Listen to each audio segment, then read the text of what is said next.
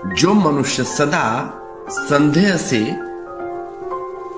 ग्रसित है और तीव्र राग से युक्त है, राग अंदर भरा पड़ा है,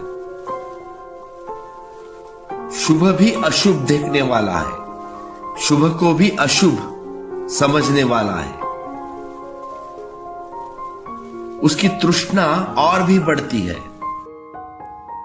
और वह अपने लिए और भी दृढ़ बंधन बनाता है, अपने लिए और ज्यादा समस्याएं खड़ी करता है। और जो मनुष्य संदेह के शांत हो जाने में रत है, सदा सचेत रहकर जो अशुभ की भावना करता है, वह मार के बंधन को छिन्न करेगा और तृष्णा का विनाश करेगा। ये जो गाथा कही है तथागत बुद्ध ने, इस गाथा को ठीक से समझिए। ये जो परिस्थिति है मनुष्य के मन की है, मनुष्य के मन की परिस्थितियां, ये सब इन परिस्थितियों में ही मनुष्य के मन में उठने वाले संदेश का विश्लेषण किया है भगवान बुद्ध ने। भगवान बुद्ध का एक शिष्य था, एक तरुण भिक्षु, उसके ऊपर ये भगवान बुद्ध ने कहा है। एक तरुण भिक्षु है बुद्ध का, वह एक स्त्री से मोहित हो गया। ऐसा तो अक्सर हो जाता है, जितना दुर्बल हो व्यक्ति उतना ही आकर्षण हो जाता है। संन्यास्त व्यक्ति अक्सर आकर्षण का कारण बनता है, बन जाता भी है। स्त्रियों के पीछे तुम भागो, वे तुमसे बचती है। तुम स्त्रियों से भागो तो वह तुम्हारा पीछा करती है। उल्टा है, अगर तुम स्त्री के पीछे हो तो वह भागेगी, और तुम पीछे नहीं तो स्त्री तुम्हारा पीछा करेगी।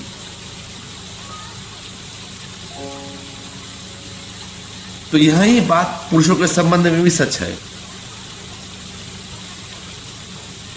स्त्री अगर पुरुषों से भागने लगे तो पुरुष उसका पीछा करेगा। स्त्री अगर पुरुष के पीछे चलने लगे तो पुरुष उससे भागने लगता है, भागेगा ही।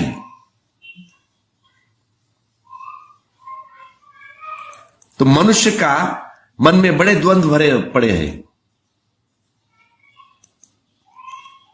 एक हमेशा पीछा करेगा और एक हमेशा भागता हुआ रहेगा। ऐसे आकर्षण कायम रहता है।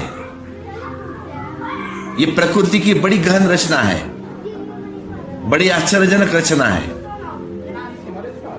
जो मिल जाए उसमें आकर्षण समाप्त हो जाता है, और जब ना मिले उसमें आकर्षण हमेशा बना रहेगा।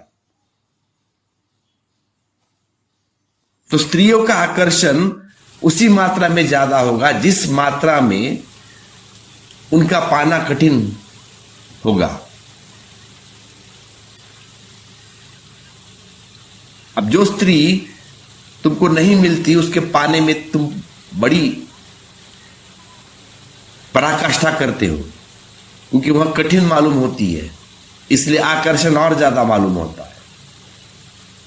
तो पुरुष का आकर्षण भी उस मात्रा में ज्यादा होगा जिस मात्रा में उन तक पहुंचना करीब करीब असंभव हो जाएगा।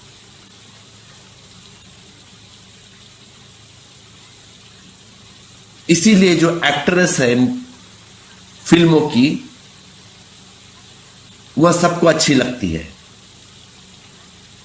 क्योंकि असंभव है हर एक आदमी उनके पास पहुंचना। तो उसीलिए उनमें आकर्षण ज्यादा मालूम होता है।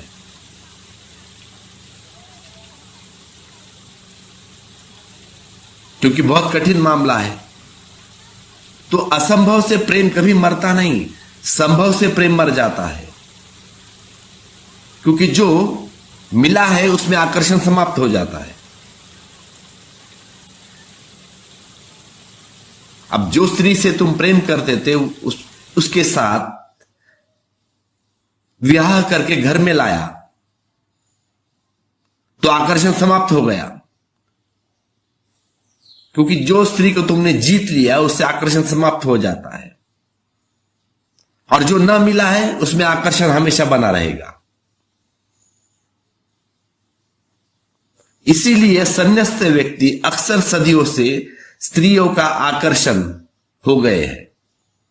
अभी भी देखते हो तुम, संन्यस्त व्यक्तियों के पीछे स्त्रियां पागलों की तरह पीछे रहती है।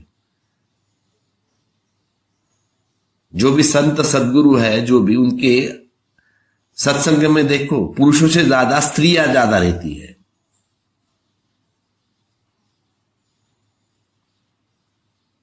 तो ऐसे ही इस भिक्षु पर, जो युवा भिक्षु है बुद्ध का, एक स्त्री मोहित हो गई। बड़ी सुंदर कथा है, ध्यान से सुनना। तो यह भिक्षु पर एक स्त्री मोहित होती है, और सन्यासी पर मोहित हो जाने का कारण अन्य भी है, और भी कारण हो सकते हैं सन्यासी पर मोहित होना स्त्रियां। सन्यास में एक तरह का सौंदर्य है जो संसार में नहीं है। संसार को छोड़कर जो हटता है, उसके संसार को छोड़कर हटने में ही विशिष्ट हो गया वो। अब जो संसार को छोड़ दिया तो वह विशिष्ट हो गया, असाधारण हो गया। जो ध्यान में लगता है उसके भीतर एक प्रसाद का जन्म होता है। जो ध्यान करता है उसके भीतर एक प्रसाद का जन्म होता है। तो एक सौंदर्य का एक देह है, एक देह से पार सौंदर्य और भी आत्मा का सौंदर्य है।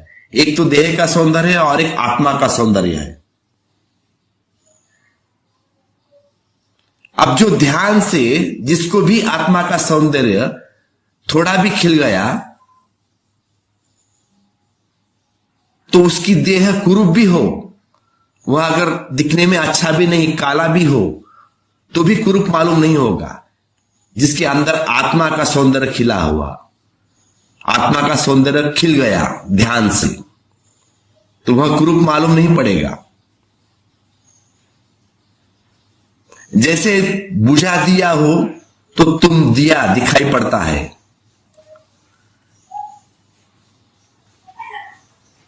लेकिन वो दिया फिर जलाया तो ज्योतिर्मय हो गया, क्योंकि ज्योति दिखाई पड़ती है उसमें।